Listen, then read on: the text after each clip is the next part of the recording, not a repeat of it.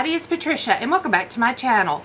Today we're going to do something a little different. We're going to discuss a new aesthetic that's going around. It's called Coastal Grandmother. And when I first heard about this and then started reading about it, I'm like, yeah, okay, I get it. Yes, a lot of that is me. A lot of that is me. So I thought I would share it with you in case you haven't heard about it, but I'm going to put a little spin on it. And so let's get started. It was started by a TikToker named Lex Nicoletta. I want to get her name right. This is what she says about Coastal Grandmother. You don't have to be a grandmother or live at the beach. If someone were to purchase 3 things to achieve the Coastal Grandmother look, I'd recommend a blue and white ginger jar, a slip-covered sofa, and rustic textiles. It's that mix of old and new.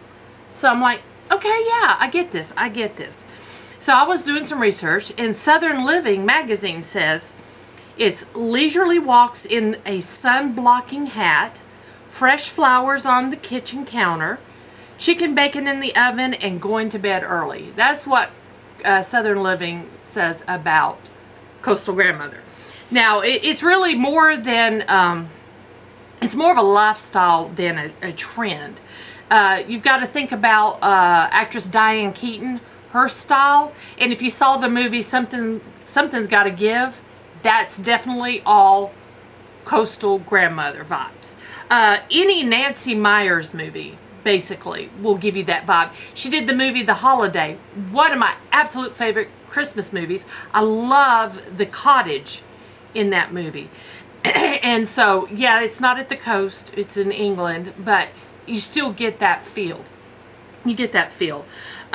It's about wearing bucket hats, oversized button-down shirts, white or like the French blue striped or a soft blue gingham, something like that. Flowing linens, like flowing linen tunics basically, or you know, khaki chino pants or a nice linen pant, a palazzo pant, turtlenecks, and cozy cardigans, like maybe even a cashmere or something like that. That's Coastal Grandmother. Now, I'm going to kick it up. I'm going with Southern Coastal Grandma. That's what I'm thinking. And like I said, you don't have to be a grandma. I'm not a grandma. I am old enough to be a grandma, but I am not a grandma. And I hope I'm not for quite a while because my son is just too young. But this is what I think. A coastal Southern grandma wears oversized button-down shirts, grows flowers and has a vegetable garden, sends thank you notes, always ready to entertain, and relaxes on the porch with a glass of sweetened iced tea and a good book. That, to me, is a Southern coastal grandma. And because basically Southern women have been living this lifestyle for a lot longer than this new aesthetic has been out there.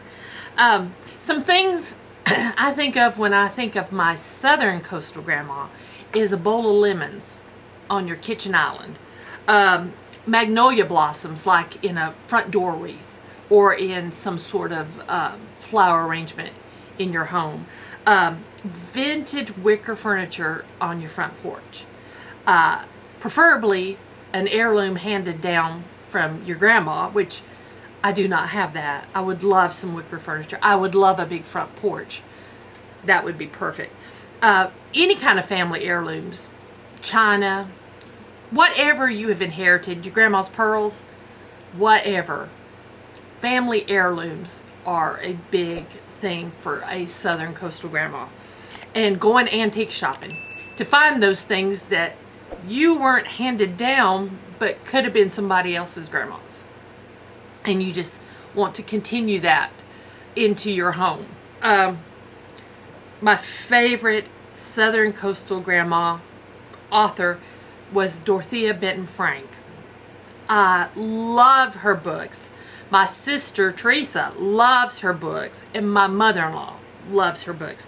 Unfortunately, we lost Dorothea a couple years ago, I think now. And it's sad to know there'll be no more Dorothea Bitten Frank books out there, but I've read them all. And I'm going back and rereading. To me, that's a Southern coastal grandma, those stories. And I highly recommend it. You don't even have to live in the South. All of her books take place in low country of South Carolina. Another thing I think of with Southern coastal grandmas is you've got your hydrangea bushes, which I grew up calling them snowball bushes. They were white back in the day. The old-fashioned ones were white, and I called them snowball bushes. But now they come in pretty blues and soft lavenders and pinks. But yeah, you have hydrangeas and you have peonies growing in your yard, which I have neither one in my yard right now, but I will fix that when I move.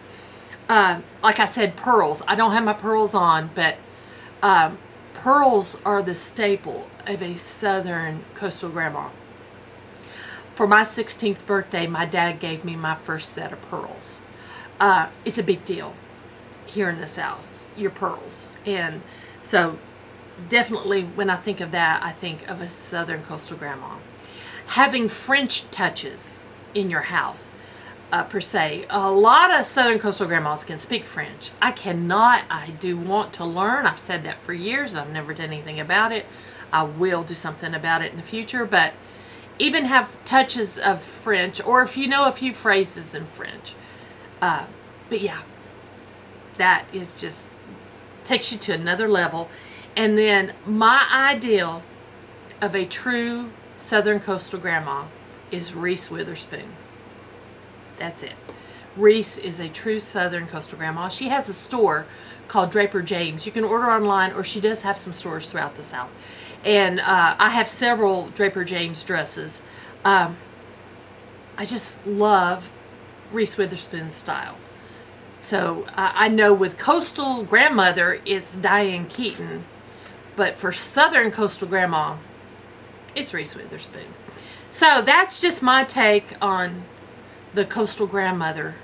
But for me, a Southern coastal grandma is the style, the lifestyle that I more kind of gravitate towards. So I hope y'all enjoyed this video. I'd love to know your thoughts. Leave them down in the comments below. Did I leave some things out? Are you a Southern coastal grandma and there's things you think need to be added to this list? Because I'd love to hear your thoughts. There you go. So guys, like I said, thanks for watching. If you're new to my channel, I'd love it if you would subscribe. And just thanks for spending some time with me and learning about this with me. So guys, I'll see you next time.